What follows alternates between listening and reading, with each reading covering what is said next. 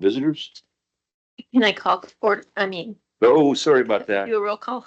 Go ahead, roll call. All right, Ms. Bowdish? Mr. Dietrich? Yes. Ms. Gillespie? Dr. Gillette? Mr. Morissette? Here. Great, thank you. All right, thank you.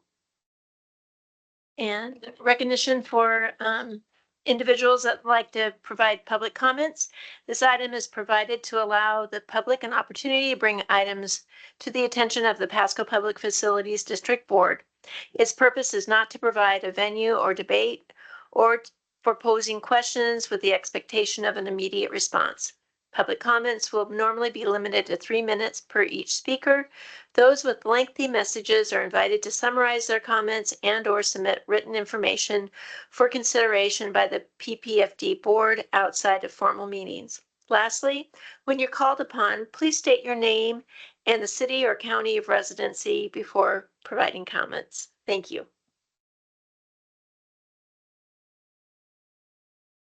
Nobody to address the board, but I did get notification that the Tri-City Herald would likely be attending the meeting this evening. And I do note the audio, I've got my mic on and I'm as close as I can, but I'm not hearing a feedback from the loop. And I think Jesse's going to go take a look and see if we might get some adjustment of sound. As far as I know, we are recording our meeting though. I need to turn mine on. Okay, agenda item 4A, the approval of the July 2025 board meeting minutes. I move to approve the minutes. Second. So it's been moved and seconded to approve the July 15th, 2025 board meeting minutes. Is there any further discussion?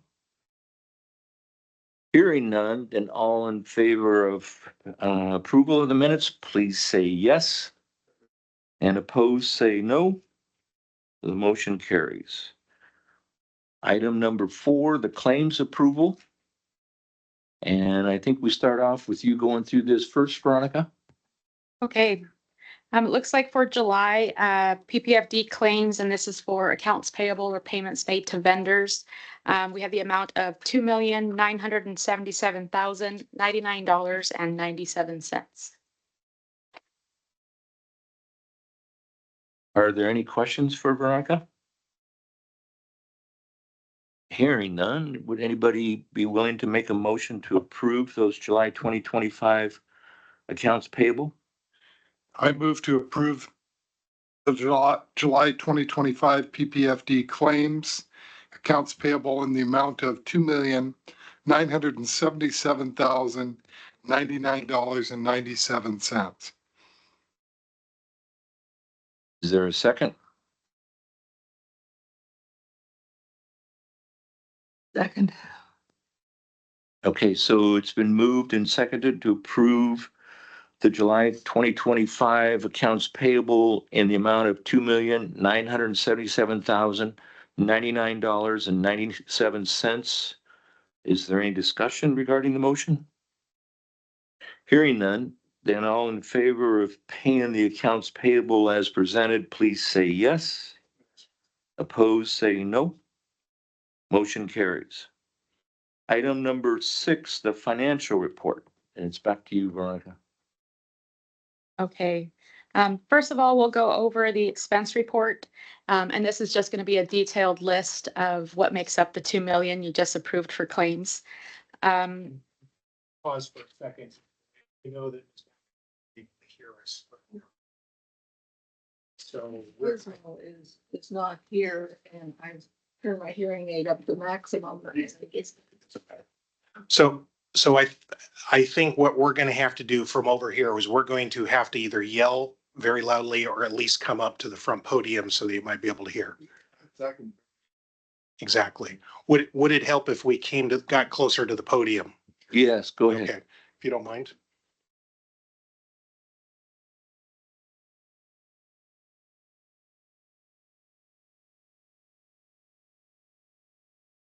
And then Veronica, the yelling does remind me of my childhood years, so don't be shy.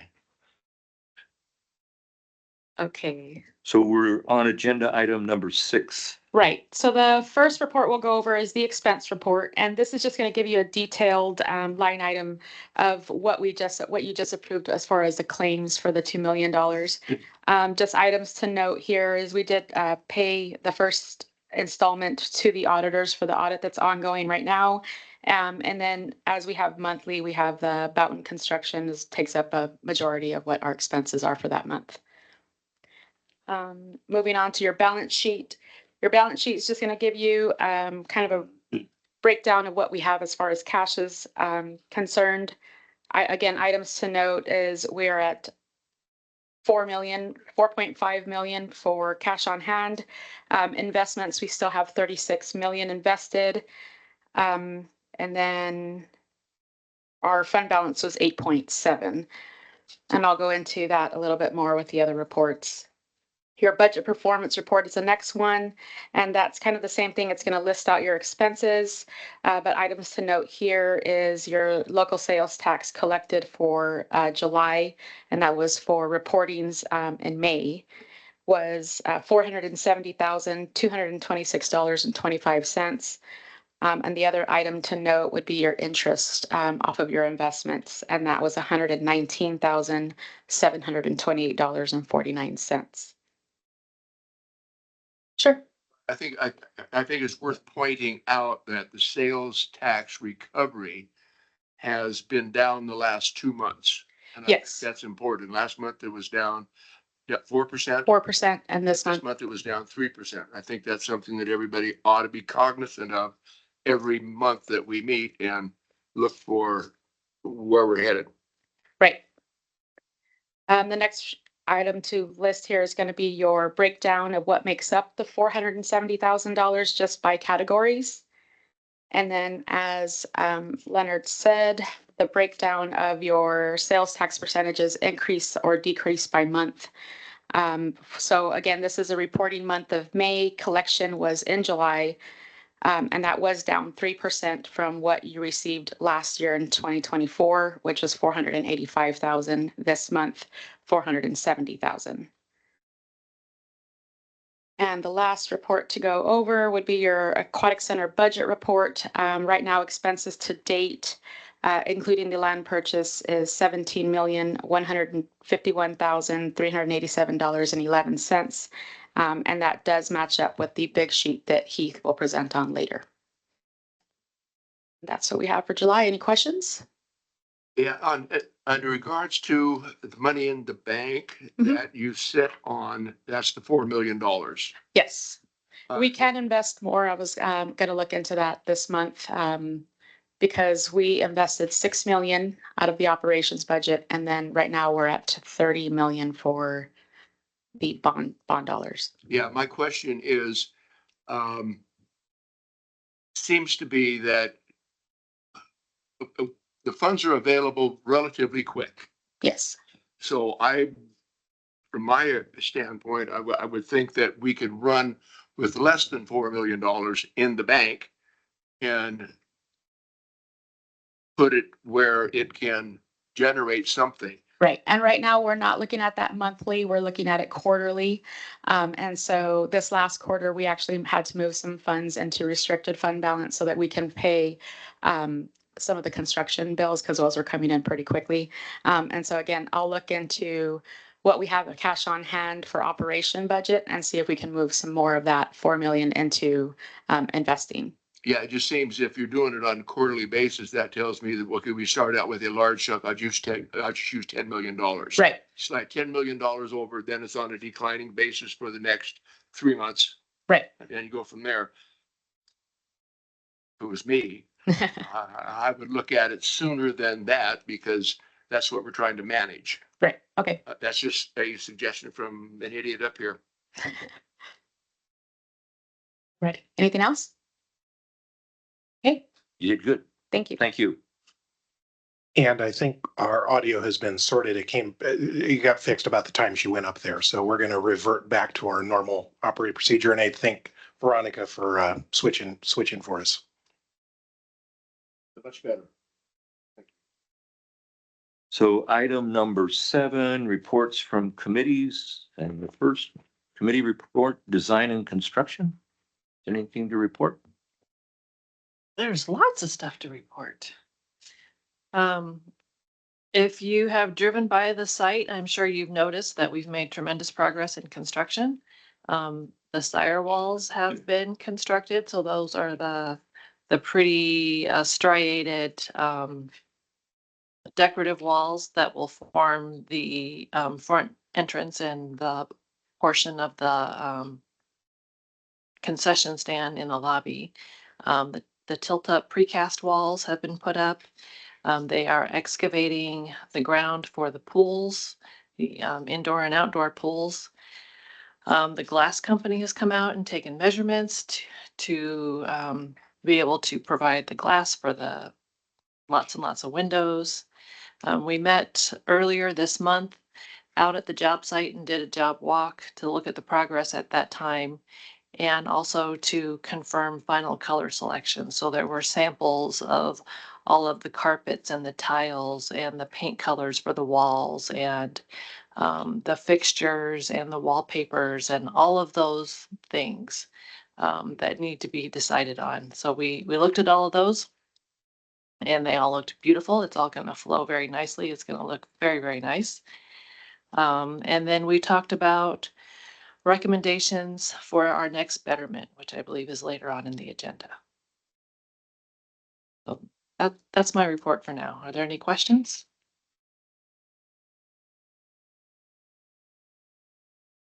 All right, thank you very much, Marie. All right, next item on the agenda, the Budget and Finance Committee. And Jesse's going to go over the FCS cost study. And then after he's done, then Richa, where did she go? Oh, there she is. Okay. She's going to follow it up with some comments. And so while you're moving to the podium there, Jesse, I want to pass this out. And so what I'm passing out is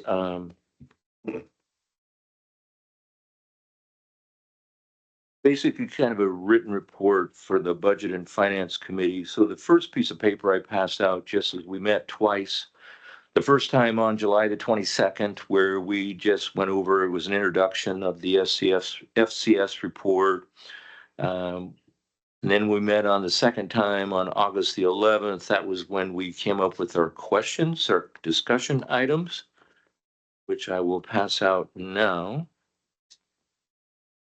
so that you can see and read what we talked about on August the 11th. And then Jesse will comment on those discussion items from August the 11th. So then at that point, Jesse, it's all yours. All right, I believe Matt's going to try to collect the presentation for on screen, but does everybody have a copy of the presentation to go ahead and continue forward? Or do we want to wait until it's on screen? I think, does it matter to you guys? You ready? Go ahead. All right, good. I think I hopefully have this similar packet here then, similar copy. So good afternoon.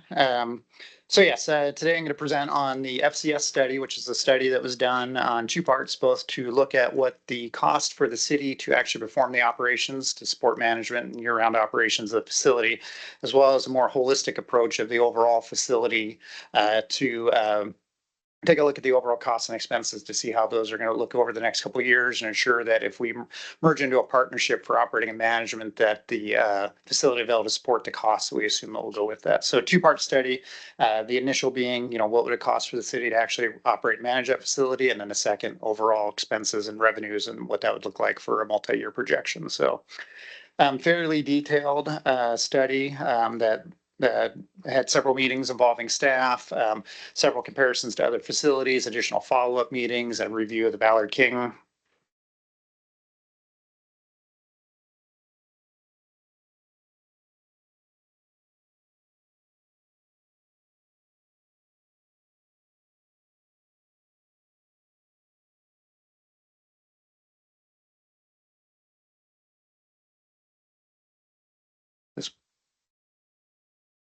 This one.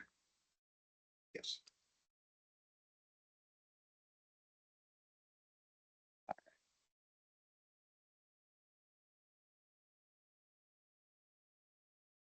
In addition to meeting with several staff, including deputy city manager, finance staff, parks and recreation staff, we also did meet with the finance subcommittee as well to review some of the information as it's completed. So using the presentation provided by FCS, this is exactly the data they presented us, so we want to present it similar to you. It is marked draft. This is the final that we received from them. We just didn't have a chance to unmark it from draft. So their overall agenda, or what we, what we basically, what this meeting is going to entail, is review these items. So an outline of the scope of work, a summary of the operating forecasts and assumptions made, some comparative facility statistics from both in-state and out-of-state, and then some detailed assumptions or recommendations, and then kind of review the changes from the Ballard King 2025 update.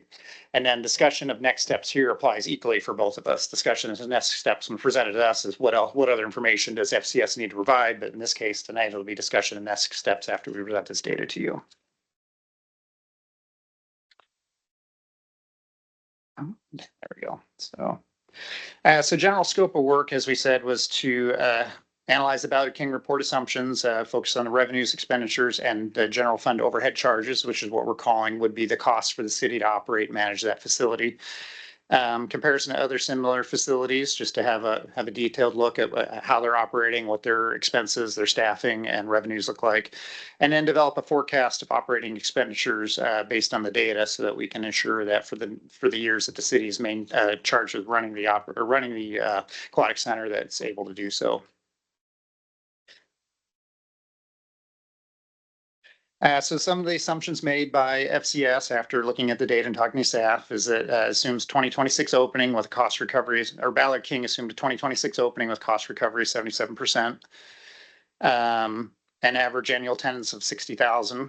They did not include a resident versus non-resident rate, which we've all discussed in the past about how to include that moving forward. It did not, their initial Ballard King did not assess the impact of Memorial Pool when they were hired to do this, nor did they, would they have included at the time understand that we were planning on covering that pool and making it year round anyway. So different factors to include in there. And then didn't have really necessarily long-term forecasts of revenue or expenditure growth, which would include the sales tax year over year and attendance and ongoing expenses. So those are the assumptions made as part of this report.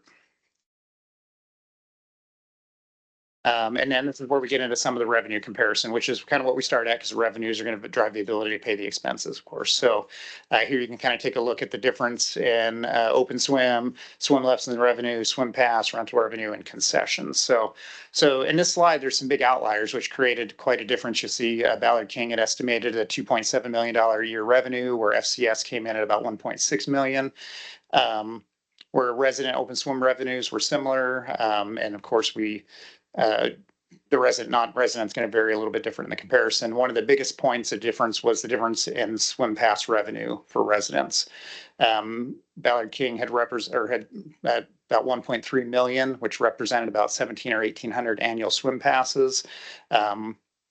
Whereas we reduced our swim passes down to a similar number of what we sell right now at Memorial Pool, and also based that on other recreational swim opportunities at other private clubs throughout the area too that may not have been included, which have similar costs but may provide additional opportunities like weight rooms and childcare and things like that. What's that number? What's that number? Which number are we talking about? Number of season passes you have at Memorial. Check. Do you know what that is, Dan? Dan can look that up and we'll get back within that. So, but we settled on about 700 passes, about what this study came in to use at that rate. So, and then another big outlier was concessions. So concessions, Ballard King had went about $300,000 a year, whereas we're looking at more of a vending style machine concession initially on the inside, additional stuff added outside. So they estimated those would be about $40,000. So I think the biggest outliers again were the 1.5 million in swim pass revenue concessions compared to about 400,000 is what FCS represented. Do you explain that concession again?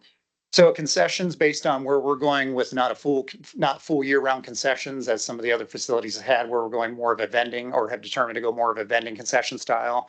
Those don't generally generate the revenues that a full concession stand might generate, which are featured at some of the other facilities or we had considered early on in this facility. There is a full concession in the outdoor. Yes, there is full in the outdoor, but the outdoor is going to be a limited amount of run time. And additionally, I guess I could also say that as we're looking at this comparison, we also found out, as I'm going to implement it a little bit later on, is it's really hard to do an apples to apples comparison across all these facilities because none of them are alike. And we've also made some changes along with Ballard King's model, since we've adopted. So again, these are assumptions and projections, not exact sciences as we move forward. So this $40,000 is the indoor concession only. Primarily indoor with a little bit of the outdoor maybe figured in, but again, that's an unknown, unknown to this effect. So. Yeah, you're talking about $800 a week income from that. And the difference in which one? Yeah. You're talking Concessions or at the non-tap? $40,000 concession rate, you're talking $833 a week income. Again, that's based off what you'd make off vending machine, estimated what they use to base off what vending machine style concessions would Do they generate. have vending machines at Memorial? Yes, we do. Here's our past sales. I think I'm Dan, I run the pool now. So I think some of this concession difference here, if we're talking just concessions, is I think when Ballard King did this study, they were considering it for us to be running our own in-house concessions and all of the profit would be ours. Whereas this 40,000 number, I think is more so if we contracted the concessions out, what they'd be paying us to run the concessions. I think that's what the biggest difference in that number is. So yeah, and I guess, and Dan's explained that further, would be contract sessions through a local vendor, which would basically restock the machine, make sure they're working, collect the money, and then ultimately pay us a percentage of those sales. So then Dan, I've said another way back to you then, the 295 from Ballard King is the gross income from the concessions, and then the labor costs would have shown up further down as opposed to this is the net after food costs, after labor costs. Exactly. Okay. So it's we have less expenditure that way, but we're also taking less revenue. Whereas it would be, if we could take 300,000 into our pockets, maybe we're paying 250 out for it. So if we really wanted to do maybe perhaps a little more stricter comparison, would you have to go find those Ballard King labor costs and net against the 295? Okay, thank you. And I think in the full packet, that was a line that was delineated. It was labor related to concessions, supplies related to concessions. So, and then I pulled up our pool passes. We've sold this year about 40 family passes. We have kind of different tiers based on number of people in our families. And then we've also sold 14 senior passes, 13 adult passes, and 47 youth passes. So those cover just one individual. So like 40 families, 70-ish individual passes sold. So our revenue for season passes, the pool, which is open for 2 months, is $11,000 on pool passes. Is that annual? That's our seasonal season. Yeah. What was the number? The total? 11,000. 11,000? Yeah. In Per year. revenue. Yeah. Yeah. In the 2 months we're open. And what's the basis for the swim lesson revenue? Swim lesson revenue, again, didn't take into account, we assume didn't take into account Memorial Pool, and that we'll still be offering swim lessons both in the summer and now year round. So where the aquatic center may not have 100% of the estimated swim lesson revenue that Ballard King included because of the split between both organizations. So did you assume that you would offer the same number of swim lessons between the two pools, just divided between the two pools? Yeah, essentially split because we almost run at capacity. However, we have, we're not fully at capacity all the time. So based on demand is what we base that on. Well, I guess, excuse me, what FCS based it on. Demand was information we shared with them. I recall swim lessons selling out. Dan can speak more to that, but I know that in the past, we have heavily sold out, but I think this season we made adjustments and had vacancies throughout on some of those. Yeah.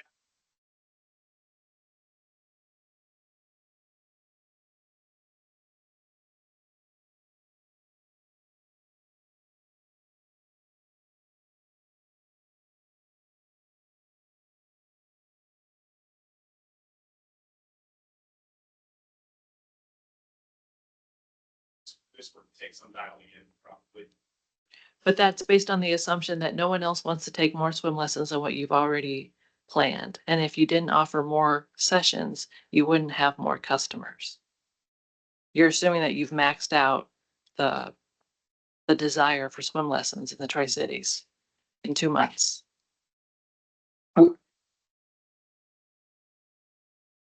Yeah, so I think again, with the projection based on what we don't know. Right, so we don't really know, and there are other aquatic centers available that also offer swim lessons between the private clubs in each of the cities right now as well. So these are again assumptions made on probably the most fiscally responsible assumptions versus overshooting and not being able to deliver on those numbers.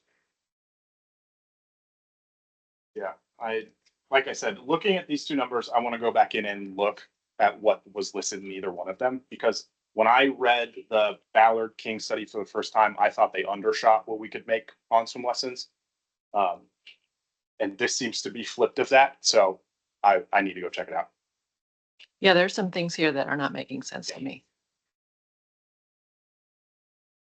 All right, so with that slide, any additional questions on these projected operating revenue comparisons? Yeah, just when you run into Ballard King and this one here, and you wind up with an anomaly between those two, how do you rationalize which one makes the most sense?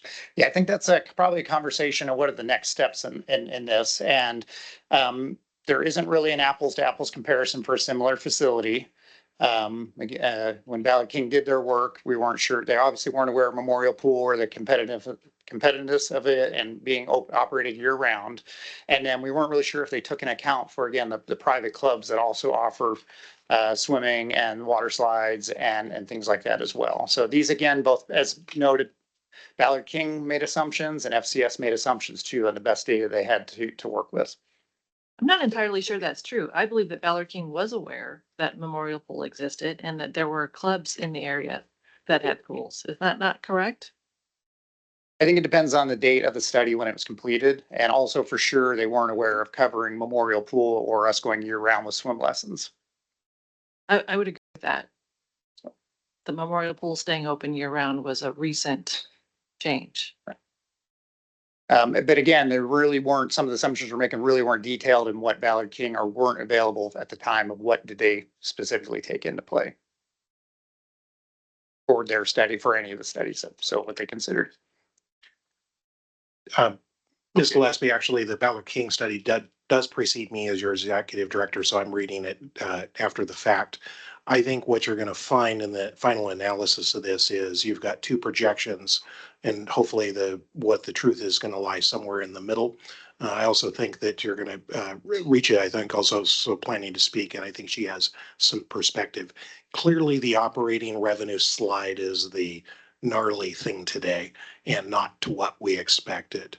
I think when we get to the revenue side, or excuse me, the expense side with the budget, that part's going to be a little bit more familiar territory and there's going to be more concurrence. I'd encourage actually to go through this a little bit deeper and see some of the comparators. And I think an example of, I get the impression the FCS was more of a paper study related to the other facilities, what their bottom line sheets were. And Ballard King is also, Ballard King is in the industry and also wants to make sure that you do projects as well. So I think you can analyze these things all you want. I think you're going to get a bit of apples to oranges here. And all of this is wonderful discussion. I'm not sure we're going to be able to answer all of the questions, though. I don't know if that's a good answer or not. Yeah, I will tell you that we will not be able to answer all the questions, but what you've got here is you've got two different competing entities coming up with a decision based on whatever they chose to make those decisions on. Those were presented to staff to make a decision which one made the most sense. So all I'm trying to understand is what criteria did you say this is where we want to stick our flag? If I may, I Sure. would like to answer that question. I think what you truly have here is a floor and a ceiling, and hopefully you can go through the ceiling But usually, when we're looking at from a city's perspective, we're a lot more conservative. We usually have designers and architects and people who are not financial, and I'm not denigrating those people, come in. There's more of what could be the possibilities, and we need those people. And so, what you're truly getting is not conflicting information. There's variation here, but you're looking at uh, Ballard King, who is working off of a lot of really positive expectations, versus FCS, which is more used to working on a conservative financial level. And so that's the difference that you're seeing. Now we can parse out, well, we really truly would be able to get more swim lessons. I think you're absolutely right. We probably would. But when we're really looking at financial projections and making decisions off of it, we stick to more of the familiar territory. You're building a facility that is unique to the region, and it's going to bring in a lot of people that Memorial Pool would not bring in. And so I think you're going to land probably somewhere in the middle. I do not know Ballard King as an organization that much, but what I do know is that FCS works on the conservative end. And so you're really looking at the floor of what could be. So I would not be superbly concerned about how low those numbers are in some of these areas, because that's kind of the lowest that you're very likely going to be. And then comes your risk level of how much you want to differentiate or take more level of risk. So, but here we're looking at how much revenue can we conservatively estimate, how much expenses can we imagine this facility will take, and trying to kind of come up with something that doesn't get us into a bad position later. So I wouldn't say any of these numbers are right, and I wouldn't say any of these numbers are wrong. They're coming from two different perspectives, and what it provides you is a bookend, and where I think you're going to be. Now it's uncomfortable to see $1 million difference, but I think you are building a facility, and the demand for the community is going to be a little bit unpredictable, and you can kind of see that in those numbers. I understand your explanation very well. And where we're actually at is this facility is being built. Mm-hmm. These numbers aren't going to make any difference as to how we do it. The ones will make a difference as to how Jesse staffs it and the expense side. Then we deal with the income side to see how that's going along. We understand market level, how much we can charge and where that works at.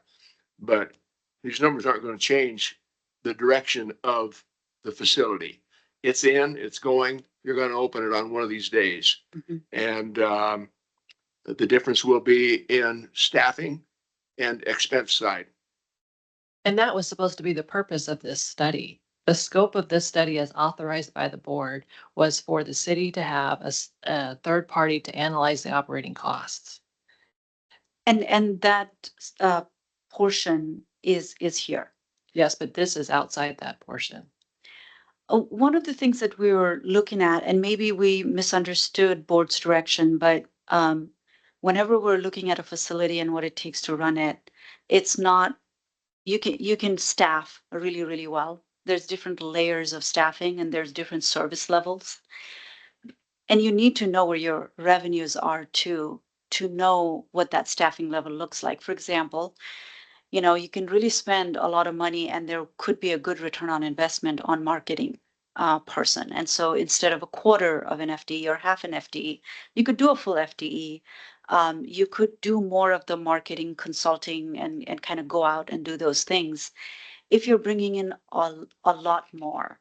And so we always like, to me, just looking at the expense side when we're doing any analysis would be flying blind a little bit. So we always look at both sides, and at least from my understanding, we're looking at what's the feasibility of this facility as well. So we don't want to come to you next year and say, oh, okay, well, Ballard King said it was going to be 2.7, but we really only brought in 2.2. And so now you need to give us another $500,000 because we had expenses that accounted for that. But now you have an opportunity to go, well, we're a little bit concerned about FCS's numbers, but maybe we don't trust that very much. But we would like to refine the expenses and maybe look at the service level of the facility. So that's an opportunity that it provides you when you're seeing a different set of numbers. And I appreciate that perspective. I think that this is a good illustration of the fact that maybe we did not have crystal clear communication between the board and the city, and we'll correct that going forward. Okay. I think that's something we all need to think about.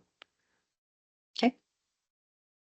Yeah, no, we're moving down the right road, but this is why I have suggested many times up here, we can't spend every dime that we have because of whatever. Because when you run out of money, you run out of money. I can tell you it's not coming from the city coffers. So just be careful. You'll staff it correctly and you'll make adjustments as we move through. And it will be what it will be at the end. And as we go through it, we'll make adjustments, whether it's pricing, marketing, whatever that is. But the die is cast on this project. Correct. Yeah. And I think that's where you're really the next determining point is who would you like to manage and operate it, which again goes back to the study of what our operating costs may have been and the solvency of that to ensure that once we join and merge, this will be viewed as a city ran facility. So that puts us kind of in the spotlight too. If it fails, we're failing with you. And I think that's the fiscal responsibility that Richa talks about to make sure that it is going to be solvent and move forward. Now, all of us, including me, Dan, and everyone in this room, hopes we far exceed these expectations and that we're filled every day. And as I was going to summarize, So do we. yes. And as I was going to summarize at the end, but you've already brought that up, that yeah, there are adjustments that can be made. And this agreement isn't for a flat amount. If we do come to an agreement, this is going to be for true operating costs. The city not intended to profit from it, but also can't cover any losses from it as well. But with that being said, it could come down to marketing. It could come down to where we adjust overall operating hours, which we did shift slightly from Ballard King to FCS based on what we thought the demand was, because every hour open requires a certain number of staff to be there. It could be where we offer, like some of the other facilities, we're finding that they're offering really short sessions, but charging more. I think Clackamas, Oregon, they have an 1.5-hour open swim session that costs $8. We're looking at about a 3.5-hour open swim session that costs $9. All those are variables that are very hard to determine between any study done. And I have a list of more of those and I can continue with those, or we can wait until we get to that slide now, kind of address more of those. But for sure it's running. For sure you need to obviously do better than break even so you can plan your future phases as well as capital improvements and things like that. So Jesse, before you go on, I want to back up and apologize. I didn't mean to sound so stern. I just think that we do need to communicate better. This was a shock to me. And I appreciate Richa's explanation that this is the bottom and maybe Ballard King is the top, and we all hope that we're going to exceed the top. But this is very alarming. And I understand because it wasn't a news that I felt I was going to be at the animal shelter delivering this sort of news, to be honest with you. So not the sort of news I was hoping to deliver as well. Now I'm really excited about the expense side when we get to that slide. Okay, So good. that lined up really well. And again, if we have other questions, we can definitely reach out directly to FCS and ask for some more clarifying information as well on what they used and didn't use. So, and again, these are some of the assumptions that we have already kind of went through, that swim lesson revenues based on current demand. We'll still be holding lessons. Just the difference in 10 punch passes versus the annual passes. Concession revenues definitely lower using vending than traditional concessions. It's just the profit margin's not there. But again, the expenses and the build out for the equipment aren't there either. And then I think at the time we weren't sure, and I think we're getting that direction, whether we'd have a resident versus non-resident rate. And when I say we, that really means you and how we want to approach that. And those are all things that are still open to adjustment or phasing in. So, so where do we go here? Again, the breakout was similar for attendance. I think Ballard King assumed the 67,000. We were pretty close to that. Listed annual swim lessons split up between private and public. Projected rental room hours, which should be a big hit for birthday parties and stuff like that. So, but these are the attendance assumptions used. And then with the 25% add-on for non-residents used by FCS. And then same thing broken down by operating revenues on the chart. So difference in expenditures, we worked on city staff and some of the allocations based on what Ballard King had suggested for staffing, and Dan kind of identified those. We shifted the hours a little bit. We were able to, based on, you know, what we currently have,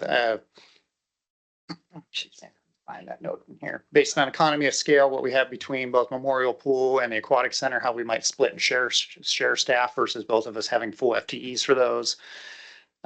More seasonal hires in the summer, of course, because you'll have the outdoor opening lower in the winter.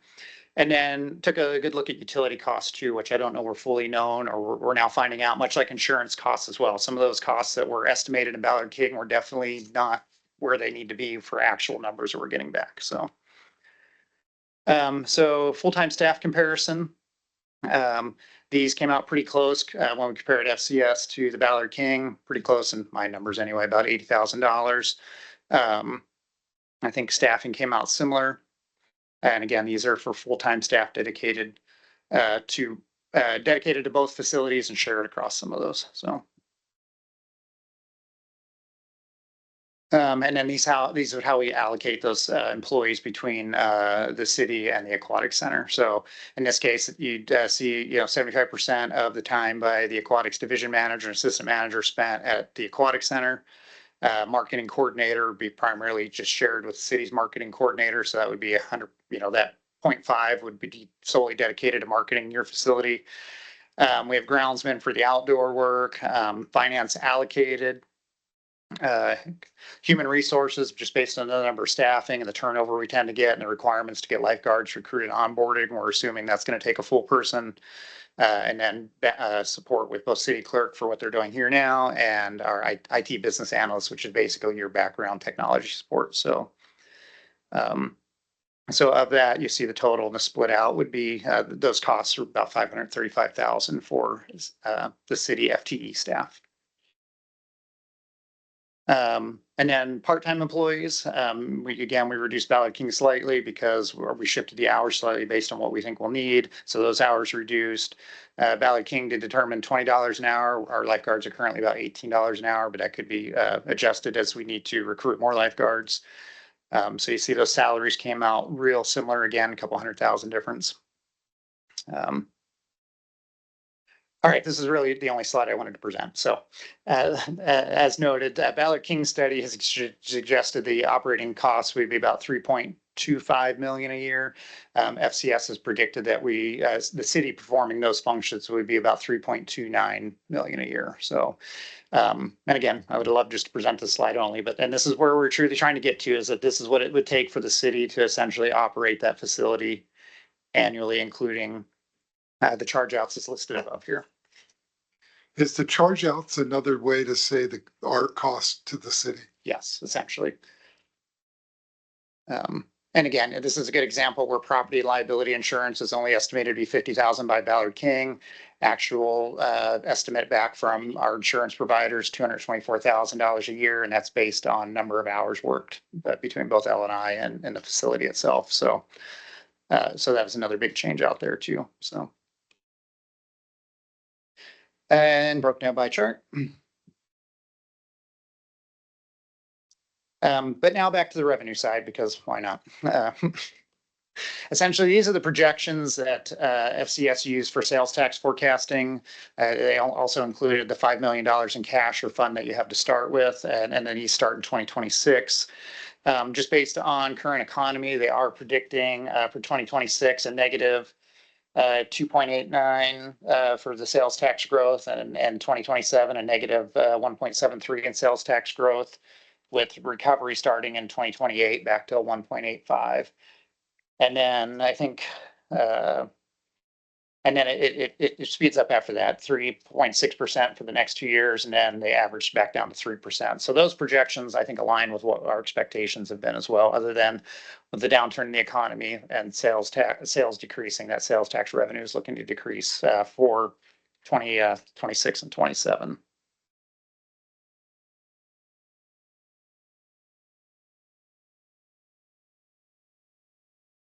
And then again, some forecast summaries about the revenue estimates will be under 50%.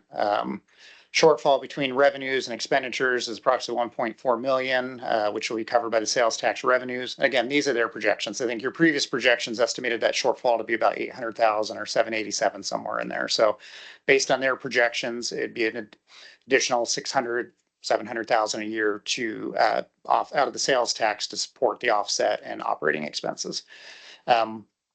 Which of course then deduct from potential phase 2 or future capital replacements, the balance of the sales tax. So again, it was through a 10-year forecast. And as we keep saying, attendance figures are subject to change, and it is the largest unknown. We expect the facility to be full. And we expect it to be, operating 6 p.m. or 6 a.m. to 8 p.m. daily, and have all sorts of programming and options for those uses. So.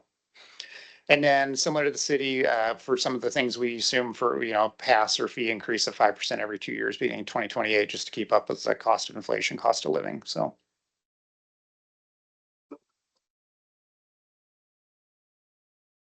It's showing that it has a positive cash flow moving through the system. I guess define positive cash flow, because I feel like I'm going to get You get stuck more here. money than you spend. Well, you'll have sales tax revenue continuing to come in, and I think that's the difference. As Well, yeah, but that's part of the revenue. Yes, it is. But I think also that revenue is planned for your phase 2 and then to be held for future capital replacements. So it is positive even with this low floor. It just cuts into how soon or what you might include in a future phase. Yeah, okay. I understand the dance. Okay. I understand the dance. But yes, if all sales tax would go to supporting this, there wouldn't be a deficit per se, but you have bigger plans for this facility, which require, right? Yeah, my plans are over here. I got you Okay. today. Yeah. Okay. Yep. Today we're good, but yes.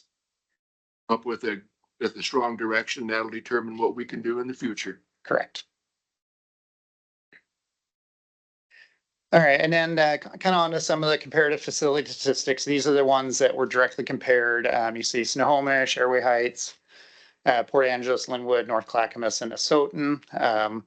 Moses Lake did not provide enough data for to actually do a comparison. And even this data there's just several things that vary between these, but I think it does highlight some of the differences in costs, where again, we were estimating our adult swim to be $12 for a longer session.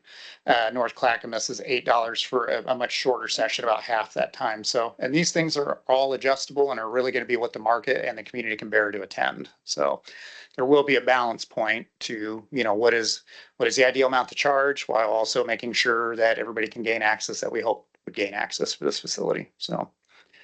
But similar staffing, full-time staff is similar. Airway Heights is a little different. The way they operate, they also are combined with a rec center and a weight room and childcare and basketball courts and stuff. So some of this data isn't fully apples to apples as we've been stating. So. And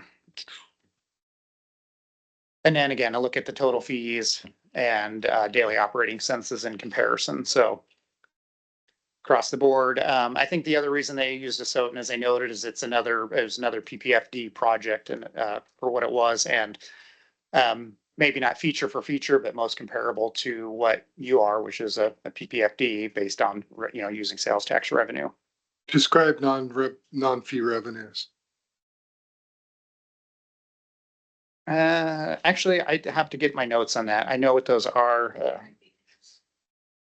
Yeah, I actually have that on another sheet because somebody else asked me that a couple weeks ago. So I will follow up with Matt on that and let you know exactly what those include, or if I think about it before, what they are.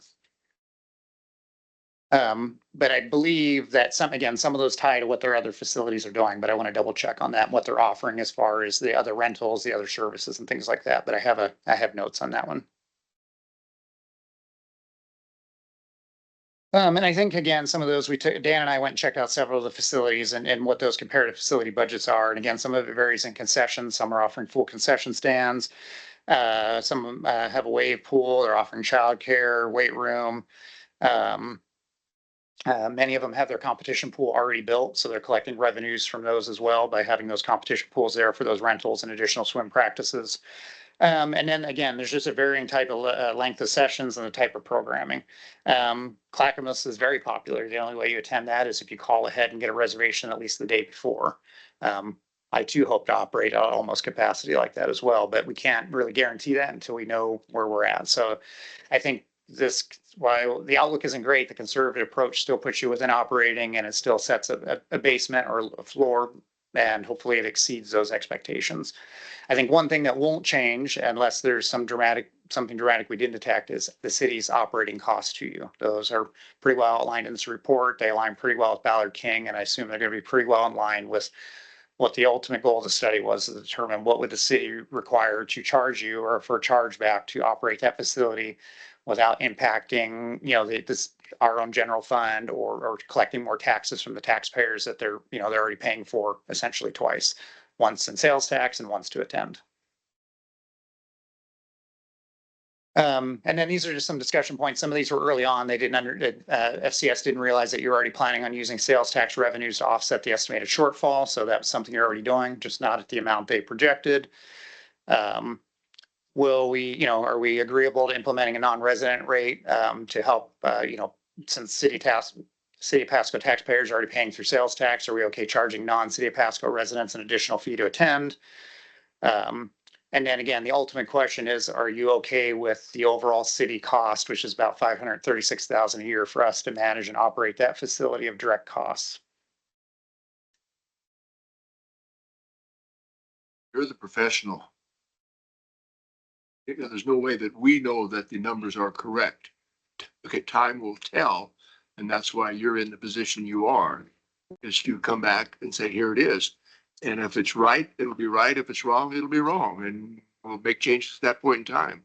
Yeah, and I think that's how we do a lot of our interlocal agreements, is that this isn't going to be a fixed or set rate. We're going to have what we call a true up built into the ILA, so that based on what those operating costs or revenues are, and part of that ILA is also going to include a heavily reporting function, which is why you had the desire to include additional finance staff, that you're fully aware of operating costs, revenues, attendance, and we can kind of make an effort based on those of best guess of where they're moving. And then if they hit those marks, then we'll take a look. But as far as fixed costs, whatever the city's fixed costs, those fixed costs will be. And as far as revenues, you maintain all of the PPFD board maintains all of those outside of that. So if it looks like we definitely have overshoot these numbers, then great, your bank accounts will be filled faster.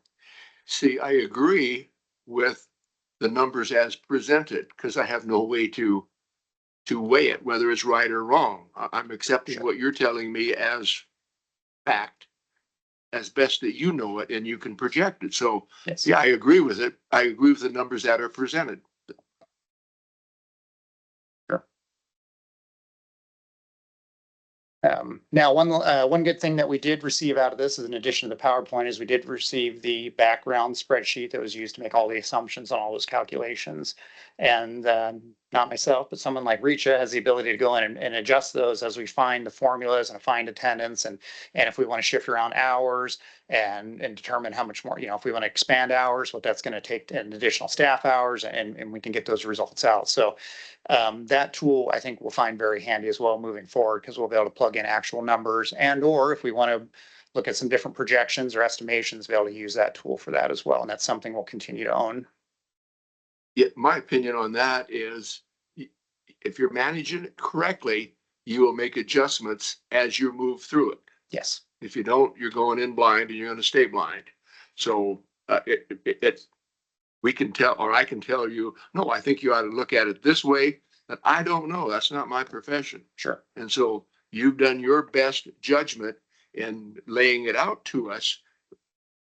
We have no choice but to accept it, because I believe you know what you're doing. And I think that goes back up what Richa is saying. We wanted to make sure that when we did accept and project these numbers, that we felt that there was going to be enough revenue to make sure that the center stayed solvent, and that we weren't, stuck with you with a facility that can't run. You see, one little step on that there in one of my notes, thinking this thing through, if indeed it is positive cash flow moving and we're building for this phase 2 thing, I want to understand whether or how we manage quote unquote excess cash. I've never seen a city have much excess cash because they always find a place to spend it. That's just normal. And so is there a way or some function that we can do to say, okay, this pool of money, we're getting in $1 more than what we are using. We slide it over here for this phase 2 thing and pay our expenses as we go down so that it doesn't get chewed up within the system. Yeah, and that's, as my understanding, that's how both your surplus sales tax revenue and any additional revenues from this would be maintained for your future projects.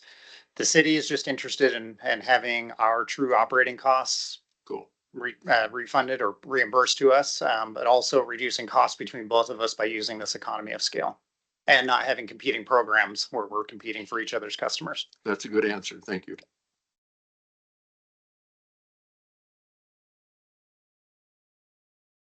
Throw it out here. Come on. Mr. Morissette? I'm going to have a few comments after Regis speaks. All right. So if there's no other questions on these, then yeah, I can have Richa come back up and bail me out here. All right. Thank you, Jesse. Thank you for an opportunity to speak. We did have FCS, which is a company that we've worked with as a city for a very long time. And especially as finance director, we've used them for our rate studies, which are quite critical. Frankly, a little bit easier than this exercise because you have a system that you operate and you know what its weaknesses are, where things are, where you're going to need your capital, what kind of staffing you need and all of that. But what they're also good at is working through the unknowns and good at giving numbers that we can all feel comfortable with. They've worked with us for, like I mentioned, water sewer rate studies for many years, which are critical for us. These are billion plus dollar utilities, but also one place where I felt like they really shined and would be appropriate for us to use in this scenario is with our reuse facility. And that is very, very unique facility. And we have a public-private partnership. There's components of which processing is happening via, private, and then what is the public side of it. Affluence of the water going through and being processed.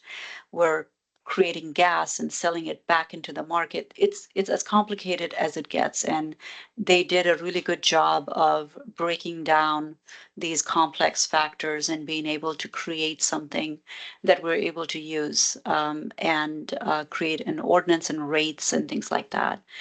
So I highly recommend FCS, and I have a good confidence in the work that they've done. And I mentioned earlier, what gives me a lot of comfort, and I understand your discomfort with it, is that I feel like we have a range here. And while the revenue part you're not too thrilled to see, I think that that's a floor that very likely we're going to exceed. If I've seen anything from Jesse, he can really take things that are even not as ideal and not just do his best, but exceed expectations. What you'd be giving him is a facility that is state of the art and has a lot of potential. So I'm urging you to kind of think of this as more of the range and the floor and the ceiling of revenues. And then also that kind of guides to you what you're comfortable with in terms of expenses that you can pull out from your sales tax revenue as well. And with that, if you have any questions, I'm here. And of course, I'm always here to have one-on-one conversations on it. So you can't leave yet, so you can kind of cross-check my comments? Absolutely. Okay, thank you. So going to the letter that Richa wrote, I asked her to write that letter. And the reason for that, we had experience with Ballard King, but we had no experience with these FCS folks. And I thought it was important that the board have some sort of context of where these numbers were coming from and the experience the city has had with these folks. I think that, just a quick comment about the staff this is coming from my CPA business world when I say this.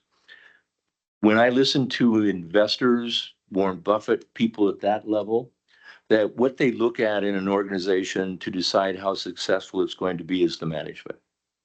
And I think it's going to be true for us also.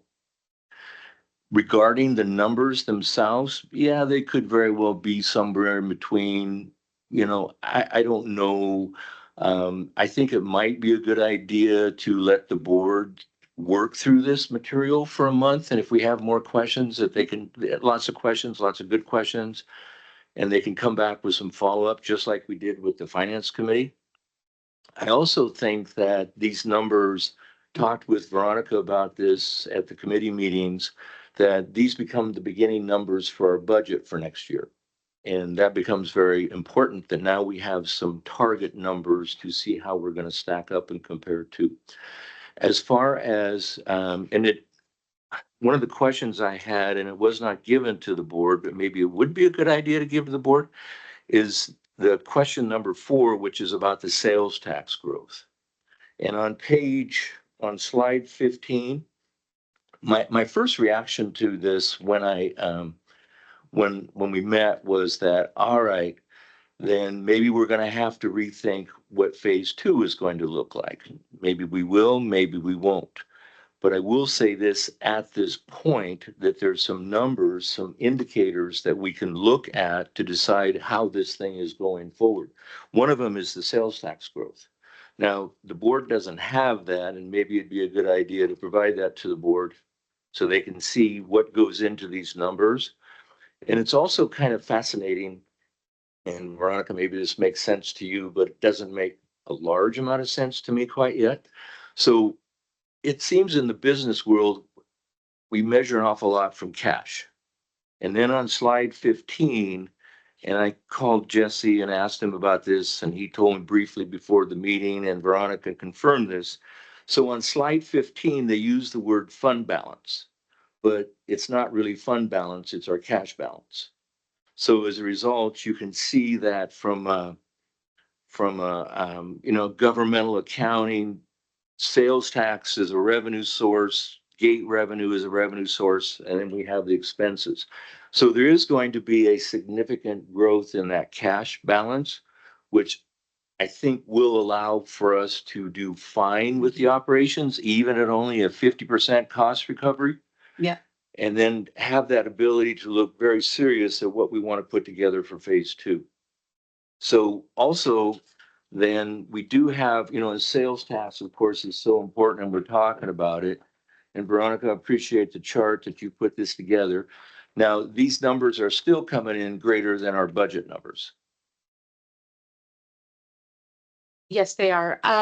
Remember when we spoke last year, when we did the budget for 2025, our target was 5 million a year. And I think that's what we budgeted. And so if we were to average 417,000 a month, we'd hit that 5 million mark. So what I try to do is make sure that that's where we're at every month. And so right now for the year of 2025, we're averaging 436,000.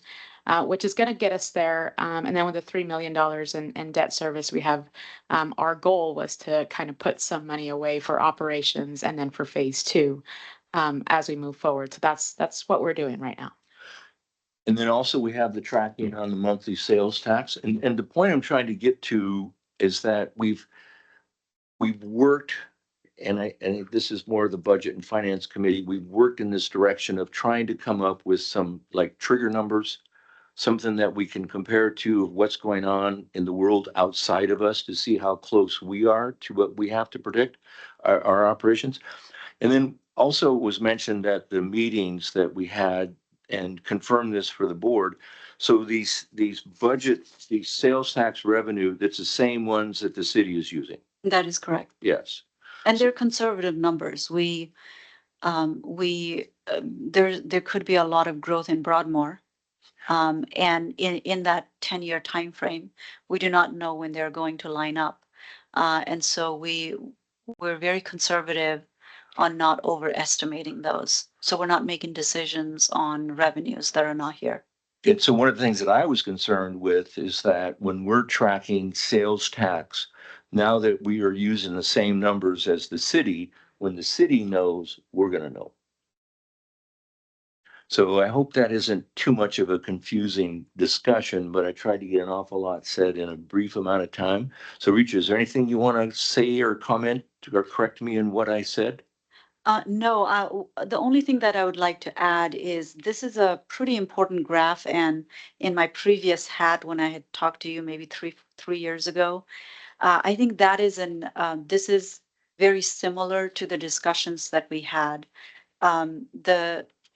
You can't always expect the facility to recover all of the cost out of fees. And if I was a resident, I would say, well, that's why I pay the sales tax. And so when you really think about your recovery target, you do have a lot of money. And that blue bar is your revenue, and the pinkish bar is your expenses. And so there's never really any point where you're estimated to be exceeding your revenue. There might be a few years where there's a recession and you're not doing so well. That's what your reserves are for. And so I think you're in a really healthy place. And just as an organization, remember that when you're getting for your phase 2, you're not going to just pay it with cash either. You're probably going to look into, do I have enough debt service to carry this over? And if I was to just guess, you're having this discussion in 2036, you're looking at about $1 million, $1.3 million, just with today's numbers. And so 10 years from now, you're saying we have about $1 million and $14 million, $1 million a year, and about $14 million in the pocket to do the next debt service. What does that buy me? So those are the discussions that you will be having.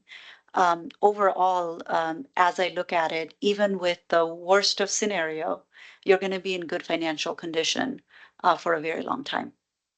So I would just like to add that. So the board just needs to stick around until 2036? That's our expectation. Okay. Whoa. What I'll say is, as for Jesse and for Richa, is what I lived under all of my business life was something that was known and measurable. Mhm. And we have nothing. We have some things that are almost known, but Yeah. nothing that's measurable. So Jesse and you all will be going month by month by month, and you'll be establishing something known and measurable to say we're in the right direction or the wrong direction. And if you use that as a guideline, you'll be successful because either this is going to be right or it's going to be wrong or somewhere in the middle. Yeah. Because that's your best estimates at moving forward. We don't know what's going to happen in the future, but as Jesse starts building this thing out and financially, we know what the revenue is, we know what the expenses are, and you adjust one or the other to make it work. Yeah. It will work. So Leonard, I agree with you. One of the important takeaways. Yeah, no. You're right. I agree with you. What's important out of the study is now we have some markers in place Yeah, absolutely. that Jesse and we can compare to as we move along that are going to help us to catch ourselves. And that's the takeaway from the report for me. I think this report was excellent because I'm weighing two different opinions and trying to understand where did we go right, where are we wrong, somewhere in the middle. And I hate that statement, but it is somewhere in the middle. Yeah, you are in an unknown, and so having two data points is the best place you can be at. Right, until we get into it 6 or 8 or months or a year, we won't know. Yeah. But one thing we do know, it's going to open up. And I will say that this is my but you also know that you're in a good financial position if things were different. But this is your worst financial scenario, right? And so you have a lot of cushion, and so you don't have to panic. And we will create a new baseline as we operate and then come back to you. But at least we have somewhere to start. And you have plenty of money to not just do things as it's already set, but also for the future as well. Yeah, and one of the most important things is do not spend the cushion. Understand what it is and how to deal with it. And again, Richa, Jesse, and Dan, it's okay if the board comes back with questions next month. we can have a follow-up conversation. Absolutely. All right, thank you. All right, Good job. yes. Thank you. Okay, so the next item, number 8 on the agenda, old business. Is there any old business, Matt? Okay. New business. Association of Washington State Public Facilities District Annual Conference. I think that's you, is it, Matt? It is, and I want to thank you for the previous discussion. It was held under the committee discussion, but there is going to be a follow-on item related to it just after this item. But I think we talked, you and I, we take a breather on that just for a moment. Yeah. And I wanted to bring up another subject. Association of Washington Cities is having a conference September 24th to 25th, 2025. I know that we also talked about the Washington State PFD board at a previous meeting. I wanted to give a couple of updates on that. And while I'm going to wholeheartedly suggest and recommend that you send myself and Ms. Bowdish to the annual conference, I wanted to give a couple updated details. We talked about the potential bylaws that they wanted to do, and just let you know, they didn't end up adopting them yet, and I believe that they're going to adopt them at the September meeting, and I think they're going to take some of the input that came from the previous discussion in the adoption of those bylaws. I would like us to attend even though we would pay full freight and everything, and it's not, the bylaws are not adopted yet. The notion that we could be an associate member.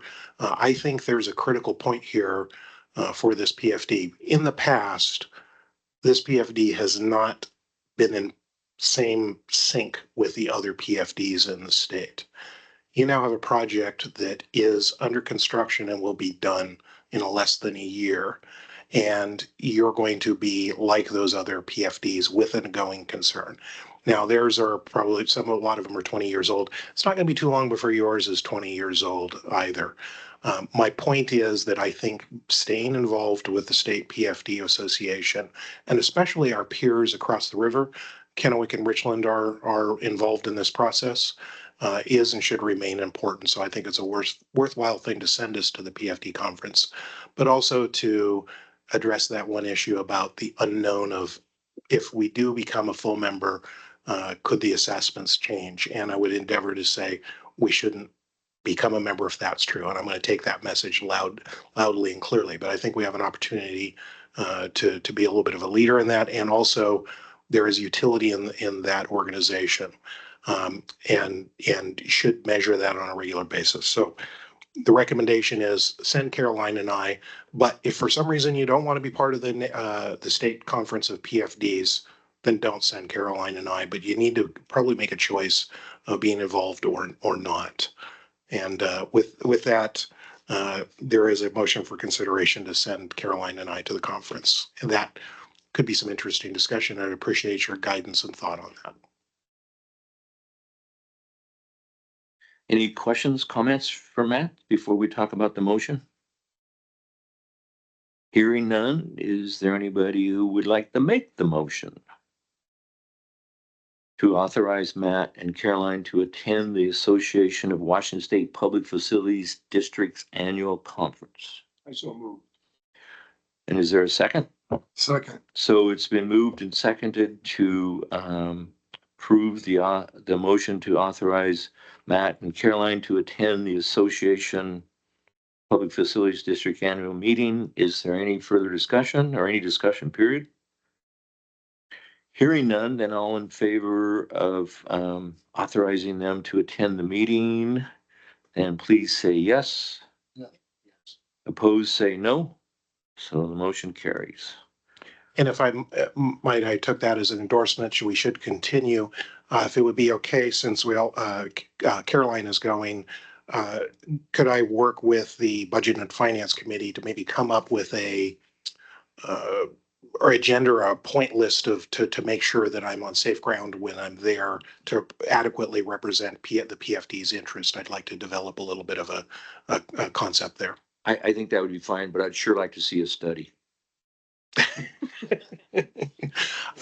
This organization's not quite that sophisticated yet, and I think I could also cut to the point that assuming membership remains at or similar to a $750 a year level, we potentially would be asked to remain a member at that level.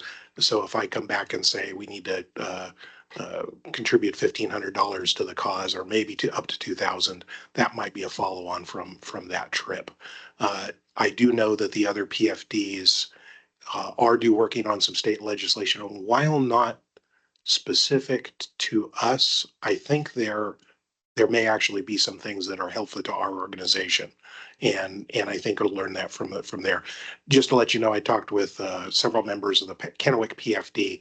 I think this organization is going to be led significantly from Tri-Cities public facilities districts and Eastern Washington ones as well. So I think our participation is going to be generally positive, but I'll make sure that it doesn't grow and turn into a monster, at least while it's on my watch.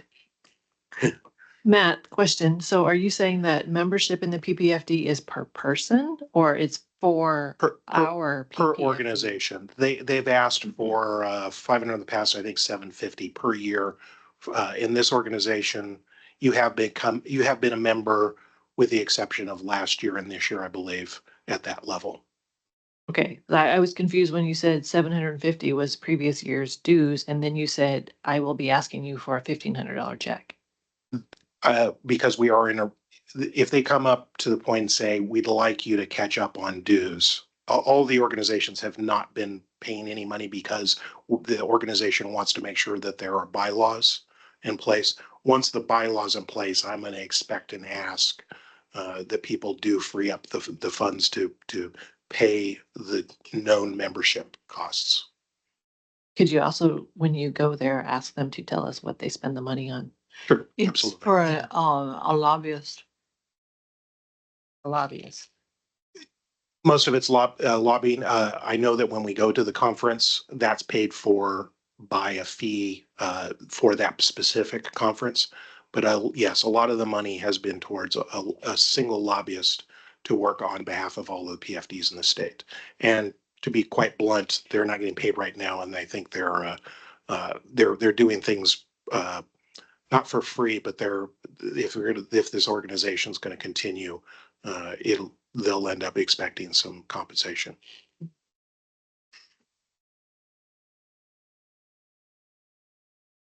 Agenda item 9B here then. The word accept. Oh. Is it okay if we draw a line through that? Yes, actually, because I modified the motion, tried to, what was the best way? The question is, what's the best way to acknowledge receipt of the FCS information? I was not able to get with the attorney to make it an ironclad motion. So the motion is softer. I think the question is, and I hope the answer is affirmative this evening, so you're going to want myself and Jesse to go work towards an updated interlocal agreement. And I think Jesse might be able to help me with some of the steps for that. But the general tone of it is, you realize the FCS study that what's really important from the FCS is that City of Pasco says, yes, this is a framework we can work under. We believe the staffing model is accurate, and we will be able to provide those important services that you want at those levels with the expectation that they adjust after 6 months or a year. We need to do multiple steps like we did in the past. And we need to make sure that Pasco Council is on board with their staff running and operating, managing a facility. And assuming they do, then also come back to this board with an updated interlocal agreement. So that I've lost track of how many ILAs there are, but this is probably ILA 3 or 4 at this point. And this will be a significant jump. And the question is, are you wanting Jesse and I to go forward to make that happen?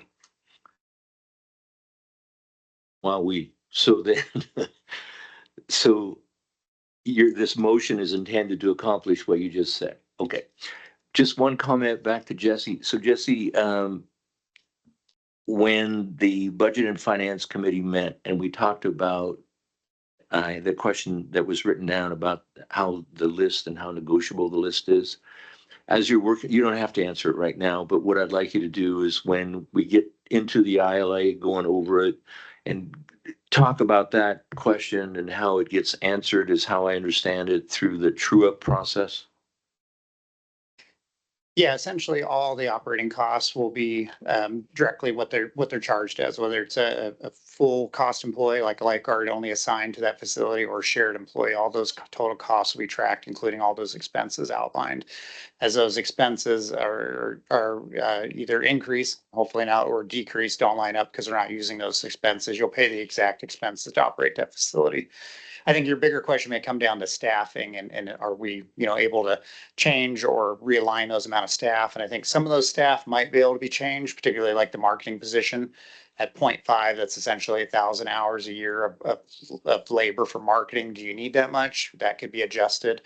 When it comes to some of the other positions, those are pretty much going to be locked in based on the number of operating hours that the facility's open, which is going to be, I think, estimated 104 per week. And when you just break it down in the number of staff, that's 3 40-hour full-time positions to provide some of those supervision positions. So some staff negotiable, some staff not. And then ultimately direct charges for like part-time staff are going to be truly what those are, based on, particularly when it comes to lifeguards. You'll only pay for what those costs are incurred based on the need to have those there. So can you take all that and perhaps kind of include that in your presentation to the council so they know what we're hearing? Yes, it'll be similar because council, I think, when we approached them before, we're concerned that we would be picking up or covering some of those operating costs. So our council is going to be definitely interested in hearing that it's going to be set up to establish that all the true cost will be paid for by the PPFD, but those costs will be only used as need be to operate the facility. So balancing both halves of that. Okay, thank you. And Mr. Morissette, I do remember there was another thing that we did have a discussion about too, and that is while I think Jesse and I, especially Jesse, thinking about what the contents of an updated ILA, we are going to need to run through that through legal counsel and probably involve them at the outset.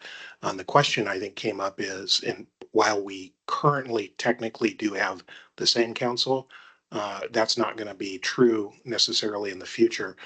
So the question, I guess, would be, should the PFD's attorney, which I presume will remain to be Eric, or the city's attorney, which I believe is going to be changing, should be involved in that process, or who should lead that?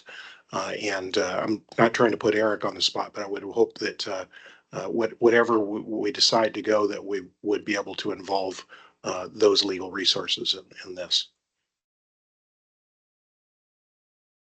So essentially, historically, what has happened is there hasn't been any particular conflict with regard to the interlocal agreement with the project. And as things have progressed forward and everybody's been okay with us handling that, this now is a little different in the sense that it's starting to take on, I don't want to say adverse parties, but there definitely is, there's interest that aren't always necessarily directly aligned. And so now we're starting to get a little closer to the line there. And so I just got back and was briefed by Scott, our senior associate, who attended the meeting last week. And so he wasn't able to give any answers. And this was kind of a news for me. But yeah, we can certainly look at the best way to handle that with the city and the board. We've had issues in the past, and the city has obviously access to other legal counsel as well as the board does. So I'm sure we'll find a way to navigate it and make sure that we can make sure everybody's interests are covered so that there is no, I guess, actual conflict versus a potential conflict. Should we not, and again, the third time, should we not have a resolution from this group, have a resolution that gives us the authority to advertise for an attorney? So yeah, if you want, I'll jump ahead to item. I guess I was going to talk about that later in the agenda. Well, okay, well, that is fine. Okay. Okay, I'll talk about it later. Yeah, we're still, I think, back on 9B, aren't we there, Matt? Okay. So, Yes. yes, you're doing good. There is a bit of a chicken and egg We thing can do there. it if we follow Leonard's lead there.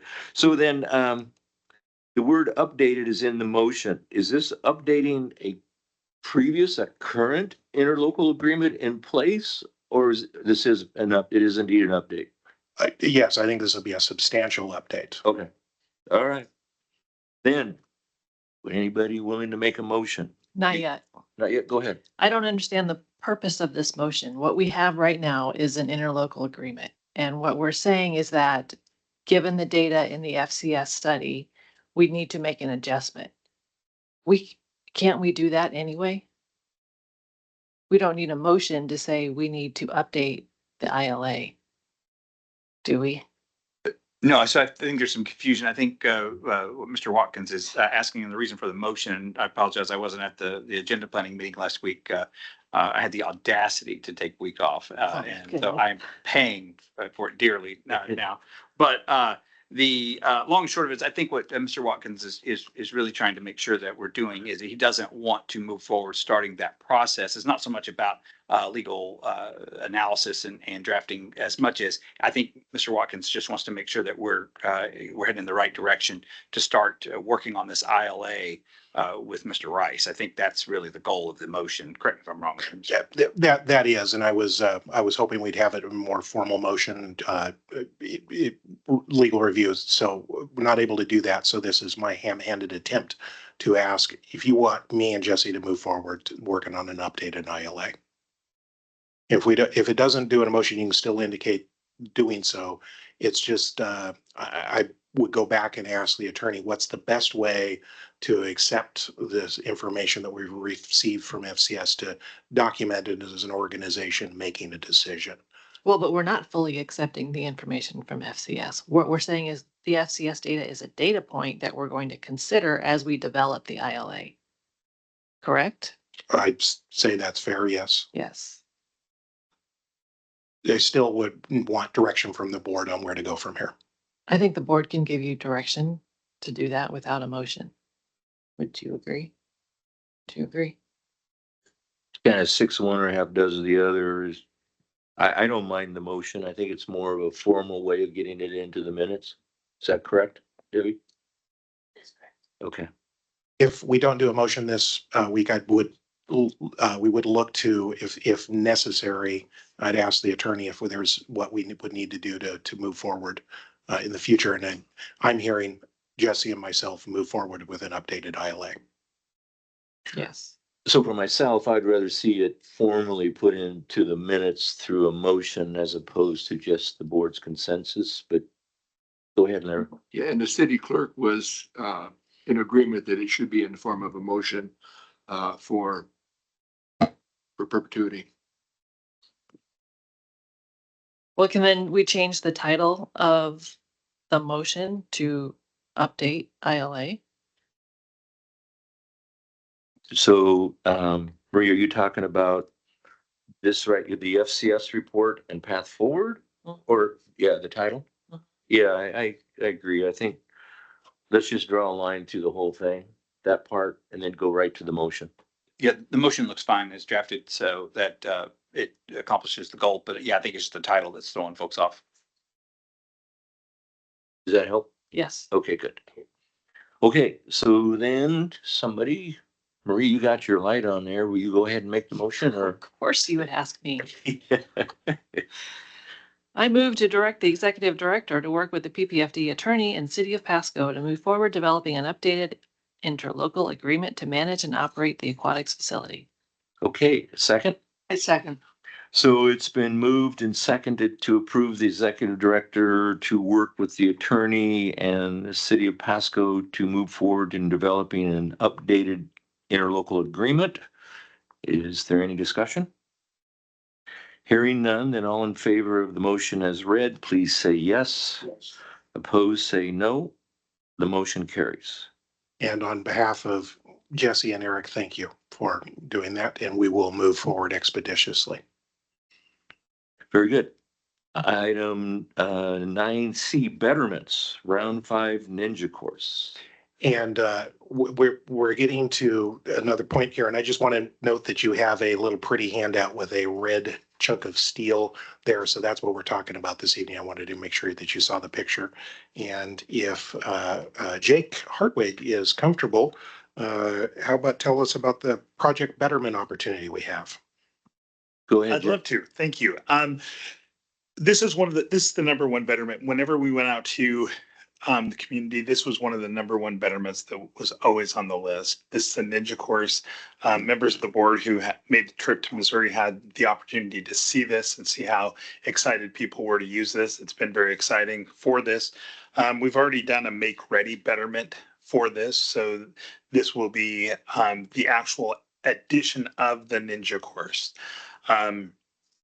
If you go to your packet, from Winnaha Group this month, the estimated contingency usage, or the remaining estimated contingency usage, is at 3.86%. And as of the July pay application that I've just been reviewing this week from Boughton, we're running just around 30% of the project. There are a lot of projects that don't run a contingency of that on the whole thing, on the whole project. The nice thing is that is just the owner's contingency. That is not taking into account the contingencies held within the GMP. So this is a true betterment on this. And it does not affect the things that are picking up within the GMP itself. This does have a potential to be a big draw for this project. And as we've talked with the design construction group, and I know Heath met with the finance group, it is something that Winnaha Group definitely would recommend doing at this point. We're comfortable with contingency usage and where we're at and where we're going to be going with that. And just also for a little bit of context, remember that the previous round of betterments was about $100,000 for, and it was to do the brackets or the thing in the ceiling. It had to be done expeditiously so that the design and installation efforts would be completed. But we did share that the expectation is the ninja course would come next. So this not to exceed 680 plus, I think it was a little less than 100,000 for the brackets. Correct. Would be this project in totality. Question. Is this thing set up so it can be raised? It is. That's part of this. It'll go. So this will go over the indoor lap pool, and it will go up and down. It'll raise up and down. There'll have a timer clock on the wall. There will be 2 lanes to it, so that you can actually use it competitively as friends and things like that. Yeah, it's kind of the whole meal deal on this. Okay, and the Budget and Finance Committee recommended that the board approve this betterment. As well as the Design and Construction Committee. So then, is there anything further to say, Jake, or is it time for the motion? I think it's time for the motion. Good man, thank you. Okay, Marie, you got your light on. I do. I move to adopt the project betterment round 5 as presented, not to exceed $680,000. Second. So it's been moved and seconded to approve project betterment round 5 as presented. Any discussion? Hearing none, and all in favor of the motion as read, please say yes. Yes. Opposed, say no. The motion carries. And I'll note that I have the document. I'm going to give it to Jake, sign it, and the amount on it is $675,255.08. So just a few $1,000 less than the 680. It does. Okay, so we're on to item 10, other business. Attorney report, Ferguson. Okay, great, thanks. So essentially just following up on the previous comment by Mr. Dietrich, essentially we're about 4.5 or a little less than 4.5 months out from being done as the city attorney for the city of Pasco. Our final last day is the December 31st, 2025. As previously mentioned, the interlocal agreement, the current interlocal agreement states that the board will use the city's attorney, or whoever that is, and that model's worked obviously for the last 20 years while we've been getting to this point, but now it obviously seems to have outgrown the parties. And so anyway, long and short of it is the several things would need to happen for that change to take place. The first thing that would need to happen is the updated interlocal agreement that would have to have that language amended. So that could be part of the changes that would come through. with the most recent or the next round of updated interlocal agreement. And then it sounds like the board has already approved the RFP for legal services. Nobody responded to that. You could reconfirm that if we felt that that was necessary. I think Mr. Watkins, Executive Director Watkins, thinks that he's in good shape to move forward with that without having to come back and go through that process again. But that's obviously a board discretion issue. But at the end of the day, yeah, it would be a matter of you know, and unfortunately, the PFDs have a different standard than cities, and under RCW 3557, anytime you acquire services, you have to do that through a competitive process requiring an RFP and state the nature of the services that you're trying to acquire. So with that being said, this I think would qualify as services that you're acquiring specifically related to the PFD. So you would need to go through that RFP process, have folks apply, and then make a selection, and then you would have your own attorney. As mentioned before, that's something we'd be interested in continuing on to do with the board. If that's something they decided to move forward and do, I mean, obviously, totally up to the board, but with the history and the project, we would most likely be on board for putting in for that. So, yeah, so just wanted to kind of give you an update. So then in the July meeting minutes, Leonard, you mentioned about a subcommittee to look into this matter? Yeah, I thought we'd go to Prosser. Go to Prosser? Yeah. All right, you guys get it. Who's gonna go with you? Well, so, is it time to form this subcommittee? Matt? I asked the board and I would encourage you want to keep having an attorney, then. We probably should look into this. Yeah, and I would think, yes, you could do an existing committee, or you could form a new committee for this purpose. I think the most important part is I'd like affirmation that you want me to go do the process for publishing for an RFP, and I'd send that out. I don't believe I have to make any changes, and I appreciate affirmation by council that I can use the existing one without any other formal action. I just need direction from the board to do that. So then Leonard, do you and Spencer Marie want to? We can, but How do you want to do this? let's just give it to the finance committee because it has to do with finance. I mean, I'm easy on that one. Yeah. I noticed that happened pretty quick. All right, we'll do it. So when I'm going to do the RFP, and when I get responses back, I will engage that committee, and we'll go through a scoring process and then report back with a recommendation to the board for choosing whoever does the response. Very good. Just to clarify though, that the RFP the ILA would still have to be changed. So while you can go forward with the RFP process, that interlocal agreement is going to need to be changed. That's also going to require not just board approval, but council approval, city council. So then is it okay if we come up with, through the budget and finance committee, some draft type of work until the ILA is finalized? Well, it depends on what you want to do. If you want to wait and do the full meal deal, as we like to say, as Jesse's going to be and Mr. Watkins are going to be working on, you could wrap it up in that. Now that's I don't know how that process is going to go and how intense that's going to be. But that's going to be you're changing out the engine on that portion of the ILA. This is just a simple strike through. So if you wanted to do that sooner, you could do that, and that's not a heavy lift either for the board or for a simple resolution for council to approve. Well, after all of that, I think I'd rather turn it back to Leonard, Spence, and Marie. Then I'll turn it back to Leonard and Spence. Then the finance committee can look at it, and they don't. All right, we'll go. We're gonna do this. Just do it as soon as you can. Because There you go. It's only boom. Yeah, we can do that. And I guess whatever you guys need to do to coordinate this, carry on, and we'll carry on, okay? And I'm just going to seek affirmation from Mr. Ferguson that would be able to work on this, because the ILA is the critical piece here that has to happen, as he pointed out first.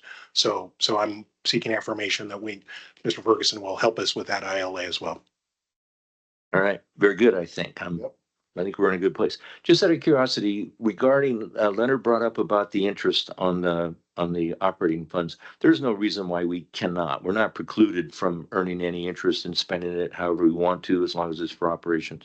Actually, I believe the interest from that we receive, the, at least the part that's a portion of the loan, and I'm going to look over here, does need to be spent largely on the project. I can't tell Well, you. that's the exact formula. construction money, right?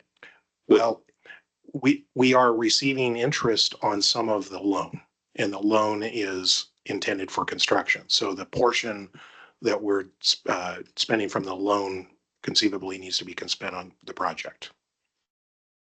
I'm splitting the interest based off of how much we have invested from Okay. operation dollars and bond dollars. So I do have it separated between your operations interest and your bond interest. Bond dollars interest does need to be spent on the project itself, and ideally by the time or before it opens, the aquatic center opens. And then operation and interest can be spent however the board sees fit at any time. I just don't want the board to come back and say, don't worry about a thing, Mark, we're gonna visit you. Are we factoring that interest into our contingency? We have not yet. That is, I just brought that up to the finance committee the last time we met. We have not spoken about it. We have not taken it into consideration. It's not part of Heath's big sheet or the construction budget yet. So it's kind of there to be used if needed, when needed, however needed. But Heath is aware of it. Yes, Heath is aware of it. What's the estimated accumulation? Well, right now we're doing well because I have a lot invested, but the payments are getting larger and larger as we go on. So I'm assuming it's going to go lower and lower. Right now we have 687,000 for the year. Oh, that just paid for our Ninja coins. And I had my light on here, and Ms. Gillespie and board, I think it's fair to say we're not going to be able to go into this evening, nor should we, but that's a bit of a heads up that there's a possibility for some other improvements as a possibility. So I'd ask that we don't go into depth on that tonight, but you're keen to point out that there is an opportunity there. We need to get you some specific numbers of what is required to be spent from the loan on those improvements. That's very good news to know. Thank you. 10B, Pasco operations and maintenance. Is there anything you want to say, Jesse, or are we kind of done? Okay. Good. Let the minutes reflect that, Debbie. All right, owner's representative report. We're done or more to say? Oh, I have something more to say. All right, go ahead. As of last week, the local operating engineers union has gone on strike, which does affect the project. This strike started last week. However, we were able to do some workarounds and we were able to accomplish a lot of things, including putting the rock in on the outdoor pool so that the pool company can continue on their work. This affects the operating engineers affects Gaming Incorporated, who's doing all of our groundwork or all of our civil work. It also affects the crane operators, so putting in the remaining joists and things like that. There are things that are happening on site. I talked to Jess, the project manager out there before this meeting. They've put up double gates. They're doing the protocols that are required. They are very pro-union. We're pro-union. We support the local unions and their work. But we also support the project. So we're doing everything we can to keep the project moving on while not interfering with them at all.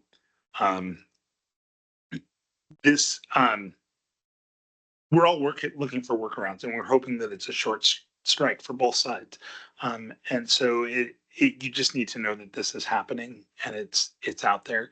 I think it probably will affect, it's going to affect our overall schedule, just because if we're not out there, if we're not able to do this work at the speed that we've been doing it, then it's going to affect how much time we have. Now there's some cushion built into the schedule, so we're hoping it doesn't last a long time, but it is something to be considered.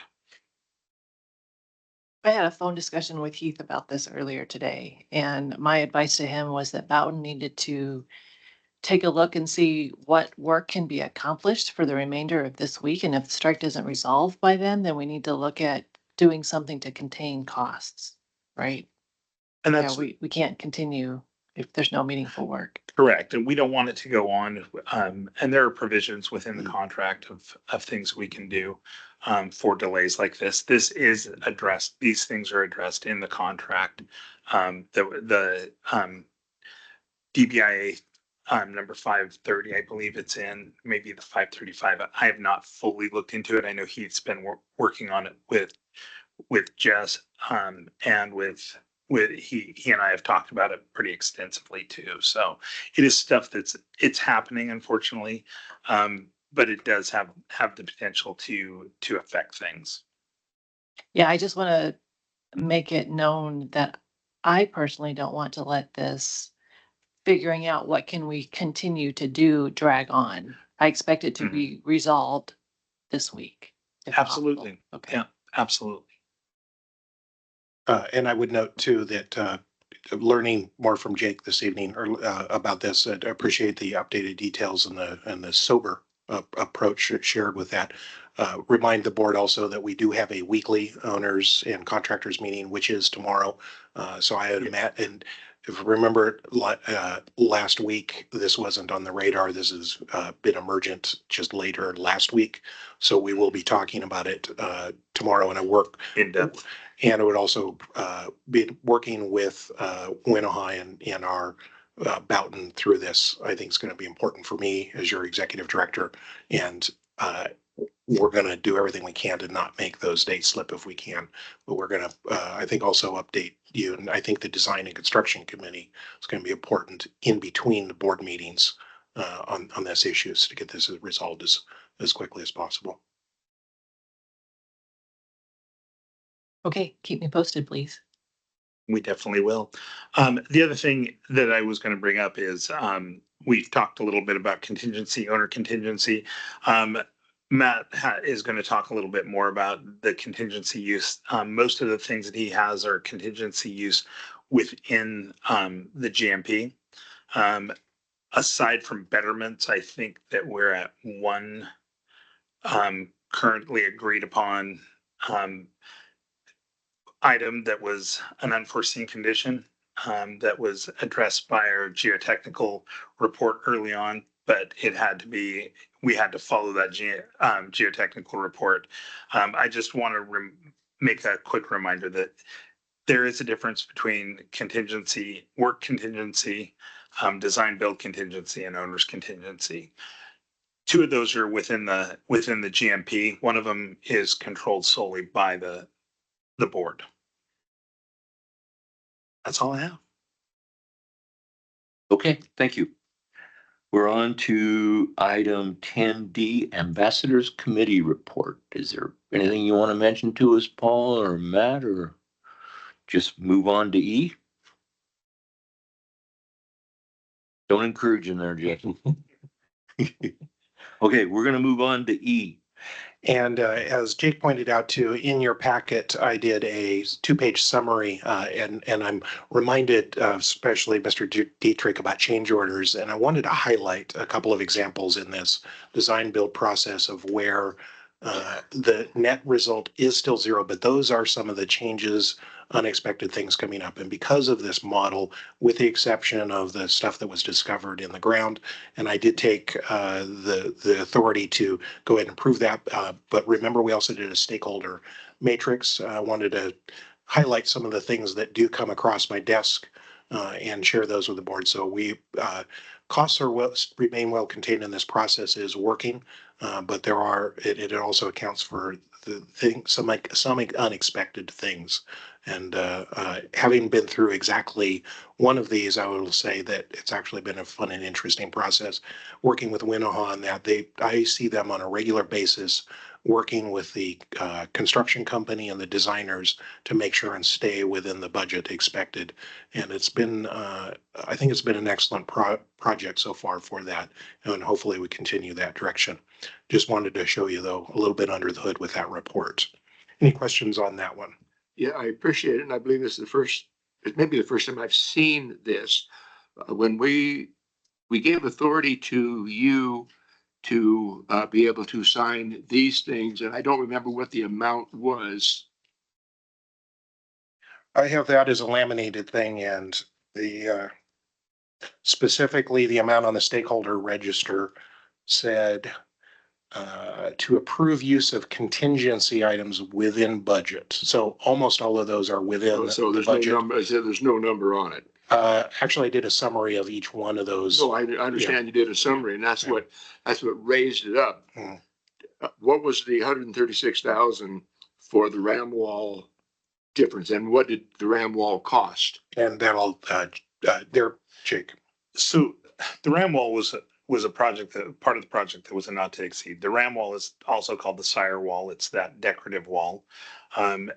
The cost, because of the way it had to be laid and things like that, there was slip in there. It was covered by the contingency within the GMP within the contract. And I don't have the exact number, the final number of what that is. I should have that they're consolidating that this week. We're finishing it up. That was just signed last week, so I should have that full amount that I can get to you. I guess the point of that is that's part of the reason they held that contingency inside, because this project was 38 million, right around there is what the GMP was. That number hasn't changed. No, I understand that, and I knew that's what was going to come back and saying, well, it's a $40 million project, and this is a small amount to it. Well, no, just go ahead. Sorry. This is a small amount to it. Well, I would not be comfortable. I'm not comfortable in any project I put together, no matter what it is, and just doing that kind of I was shocked at that number. I wasn't shocked at the number. I was shocked at we didn't know about the number. And that's just a comment. Because if it says you can do whatever you want, then you can do whatever you want. And Mr. Dietrich, honestly, we were shocked at the number too, and we went through it and we discussed it with them, and I can bring my notes and things like that. And I'm sure it's very sure. I'm sure it's very justified. It's just when something like that happens, I would think that the board would need to understand, and this is what I've got to do.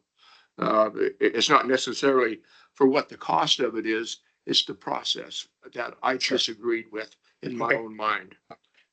Mr. Dietrich, also, I did not include in that is a more detailed breakdown of each one of those items. I can share that. I didn't want to make the packet about another 100 pages longer, but let me get you a copy of those. If do you want it for the whole summary or just that one?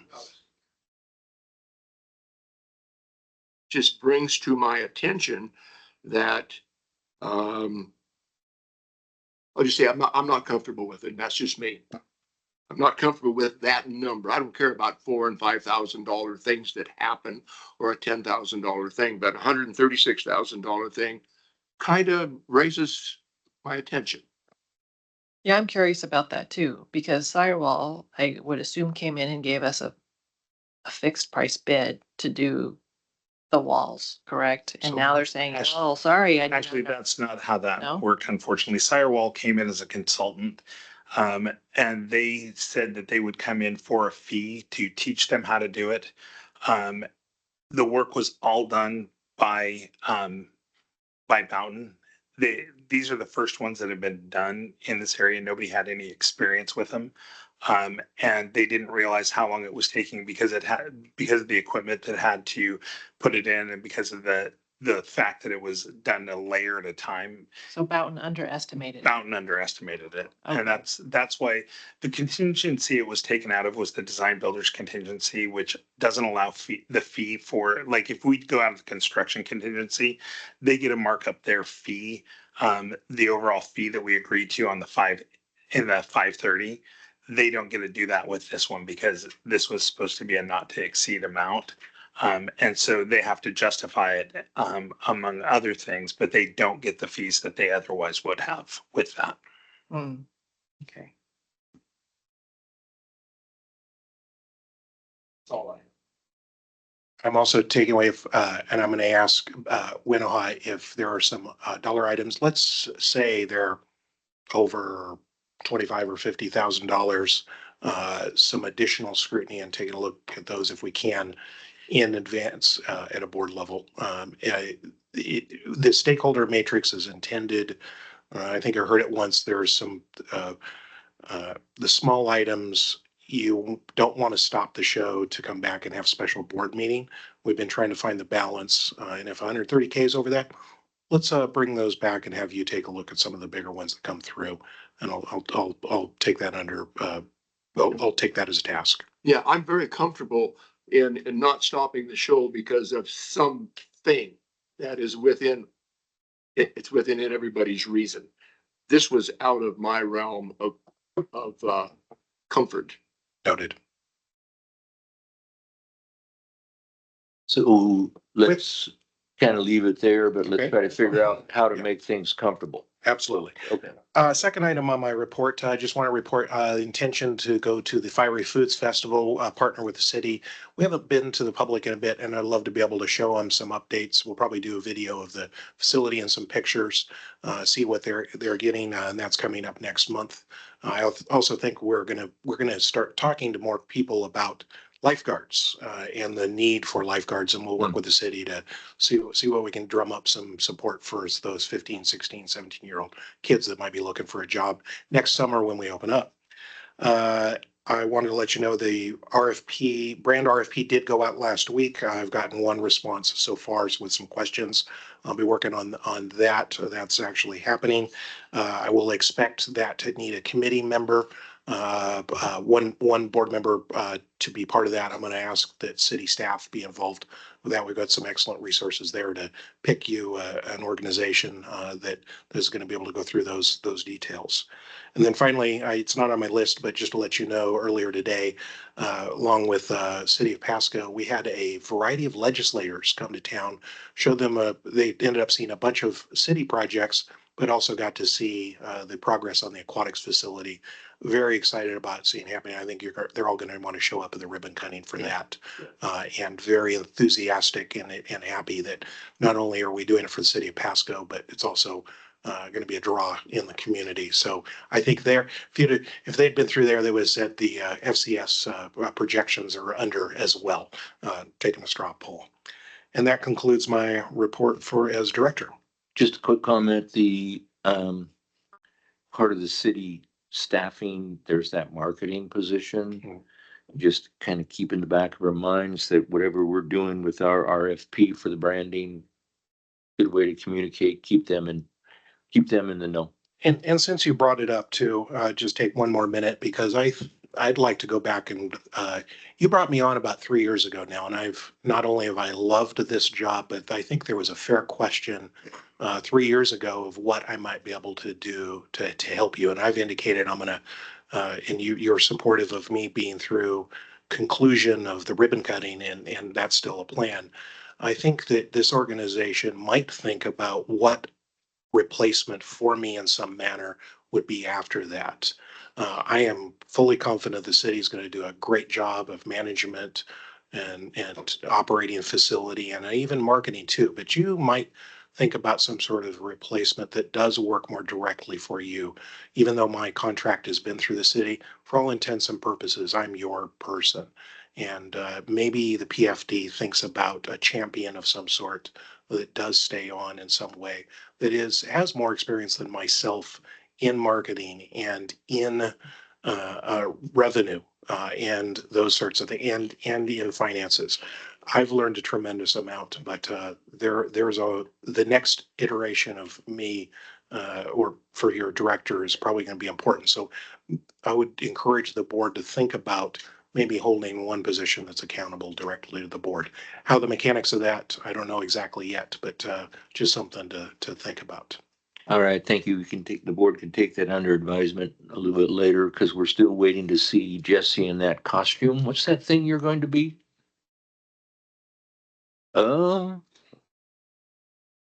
That's part of that RFP. It's specifically an line item in there for as a mascot. Okay, very good. All right, so I think that brings us to the end. I had figured we'd be here till about 7, so we're coming under budget about 60 minutes.